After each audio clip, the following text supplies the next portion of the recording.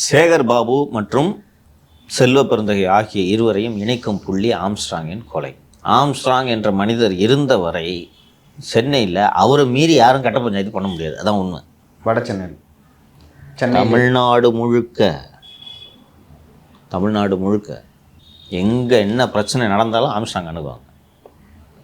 அதுபோக சேகர் பாபு அவர்களுக்கு ஆம்ஸ்ட்ராங் அவர்கள் மீது தனிப்பட்ட முறையிலும் பகை உண்டு. அவரது மகள் திருமண விவகாரம், அவங்க மகள் நிறைய இதில் நேர்காணல் கொடுத்துருக்காங்க, நீங்கள் பார்த்துருப்பீங்க. அவங்க திருமணம் செய்து கொண்டு அவர்கள் வெளிமாநிலத்துக்கு சென்று விட்டார்கள். அப்போதும் தமிழ்நாடு காவல்துறையை சேர்ந்த, உளவுத்துறையை சேர்ந்த மற்ற பல்வேறு ஸ்டேஷன்களில் பணிபுரிந்த அதிகாரிகள் தான் கொல்கத்தா, மும்பை, ஹைதராபாடு, விசாகப்பட்டினம் போன்ற இடங்களுக்கெல்லாம் சென்று தூக்கிட்டு வந்தாங்க. அந்த பெண் பிடிவாதமான அவன் கூட தான் வாடுவேன், அவனை தான் பிடிச்சிருக்கு என்று சொல்லும்போது அந்த திருமணத்தை நடத்தி வைத்தது ஆம்ஸ்ட்ராங். இதில் அவருக்கு பகை இருக்குது. அதுபோக இந்த கொளத்தூர் தண்டராஜெல்லாம் அந்த போன்ற ரவுடிகளை எல்லாம் கண்ட்ரோல் வச்சிருக்கிறது சேகர் பாபு தானே.